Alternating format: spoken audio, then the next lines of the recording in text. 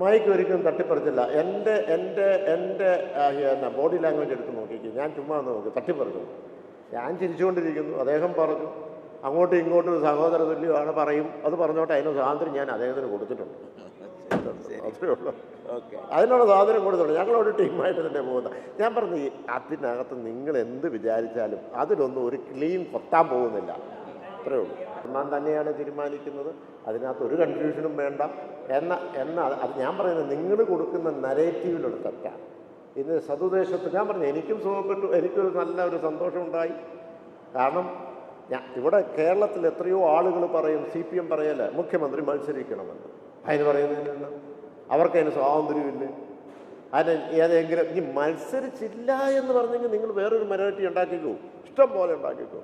നമുക്ക് ഈ യോഗം നമുക്ക് കേരള കോൺഗ്രസ് ആക്കി എടുക്കാതെ ഞാൻ നിങ്ങൾക്ക് നാളെ മുഴുവൻ എത്ര നേരം വേണം നിന്ന് തരാം, നമുക്കൊരു ചർച്ച ഉണ്ടാക്കാം. നമുക്ക് മറ്റു കാര്യങ്ങളിലേക്ക് പോട്ടെ.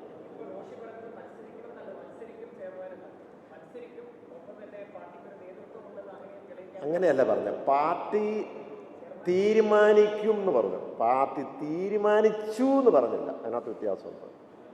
ഇനി എന്തേലും ആട്ടെ, കൃത്യമായ ക്ലാരിഫിക്കേഷൻ എന്ന് പറഞ്ഞിട്ടുണ്ട്.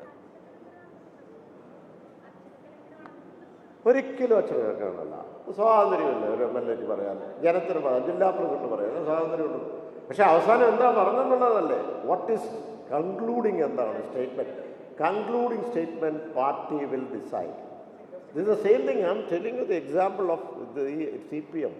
പറഞ്ഞില്ലേ, അദ്ദേഹം പറഞ്ഞു മുഖ്യമന്ത്രി പറഞ്ഞ് പാർട്ടി തീരുമാനിക്കും. അതല്ലാതെ എനിക്ക് തീരുമാനിക്കാം, പാർട്ടി തന്നെയാണ് മുഖ്യമന്ത്രി, ഞാൻ മത്സരിക്കാൻ പോവാം.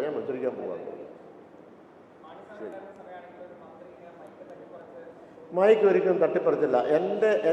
എൻ്റെ ബോഡി ലാംഗ്വേജ് എടുത്ത് നോക്കിക്കും. ഞാൻ ചുമ്മാ ഒന്ന് നോക്കി തട്ടിപ്പറിച്ചു. ഞാൻ ചിരിച്ചുകൊണ്ടിരിക്കുന്നു. അദ്ദേഹം പറഞ്ഞു അങ്ങോട്ടും ഇങ്ങോട്ടും സഹോദര തുല്യമാണ് പറയും. അത് പറഞ്ഞോട്ടെ, അതിന് സ്വാതന്ത്ര്യം ഞാൻ അദ്ദേഹത്തിന് കൊടുത്തിട്ടുണ്ട്. അത്രേ ഉള്ളൂ.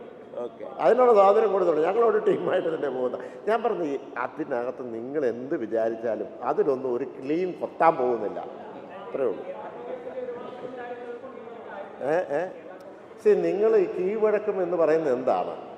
അത് ഞാൻ പറഞ്ഞ എനിക്കൊരു പ്രൊപ്പറേറ്ററി ഉണ്ട്, പാർട്ടിയാണ് തീരുമാനിക്കുന്നത്. അദ്ദേഹത്തിന് അതായത് അഭിപ്രായം പറയാനുണ്ട്. അതുകൊണ്ട് ഞാൻ പറഞ്ഞത് നിങ്ങൾ എന്ത് നരേറ്റീവ് കൊണ്ടുവന്നാലും അവർ ക്ലീൻ കൊത്താൻ പോകുന്നില്ല. അതല്ല, അതിനകത്ത് തന്നെ പബ്ലിക്കിനോട് പറയുന്നത് ഞങ്ങളുടെ ഒരു ആഗ്രഹമാണ്. ഞാൻ പറഞ്ഞില്ലേ എത്രയോ പാർട്ടിക്കകത്ത് ഞാൻ പറഞ്ഞു പാർട്ടിക്ക് അകത്ത് പറയാത്തൊരു കാര്യം വേണം പറയാം. അല്ല, അപ്പം പുറത്ത് പറയാൻ പാടില്ല. മത്സരിക്കണ്ട എന്നാണ് പറഞ്ഞിരുന്നെങ്കിൽ ശരി, ഞാൻ പറഞ്ഞ മത്സരിക്കുകയല്ലോ. എൻ്റെ മനസ്സിൽ എനിക്കുണ്ട്, പക്ഷെ ഞാൻ പറഞ്ഞോണ്ട് നടക്കാൻ പറ്റുമോ? അല്ലല്ല, അത് ഞാൻ നിങ്ങളോട് പറയാൻ പറ്റില്ലല്ലോ. ഞാനെങ്ങനെ പറയുന്നത്? പാർട്ടിയല്ലേ പറയുന്നത്. ആ പോട്ടെ.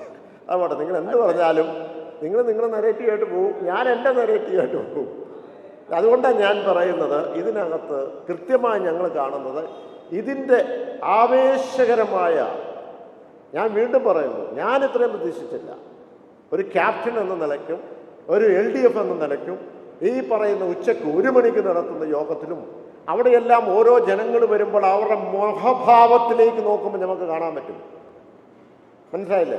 അവിടെ ഒരു ആവേശം എന്ന് പറഞ്ഞ ഇടതുപക്ഷം വീണ്ടും ഇതാ വരുന്നു എന്നുള്ളൊരു ആവേശമാണ്. വെറുതെ ഇങ്ങനെ ആളിനെ ഇറക്കിയിട്ട് കൊണ്ടുപോയതല്ല. അത്രയും ആവേശമായിട്ടുള്ള പൾസ് അടിയിൽ കണ്ടപ്പോൾ ഒരു കോമൺ പ്ലാറ്റ്ഫോം ഈ കേരള സംസ്ഥാനത്ത് രൂപപ്പെട്ടു. അപ്പോൾ വെറുതെ ഭൂതി വളർന്നു പറ്റർക്കും. ഞാൻ പറഞ്ഞില്ല, UDF പ്രതിദാനം ചെയ്യുന്ന മണ്ഡലത്തിലാണ് ഞങ്ങളിത് കണ്ടത്. അപ്പോൾ അങ്ങനെ വരുമ്പോൾ ഇങ്ങനെയുള്ള വിഷമങ്ങളൊക്കെ ഉണ്ടാകും. ശരി, അല്ല അത് കഴിഞ്ഞല്ലേ, അത് ആ ചോദ്യം കഴിഞ്ഞു, അടുത്ത ചോദ്യത്തിലേക്ക് കിടക്കും. അതല്ല, പ്രഖ്യാപിച്ചില്ലല്ലോ. അവസാനം അദ്ദേഹം പറയുന്നത് എന്താണ്? പാർട്ടി തീരുമാനിക്കും. നിങ്ങൾക്ക് എന്താ അത് ഞാൻ പറയുന്ന മനസ്സിലാകുന്നില്ലേ?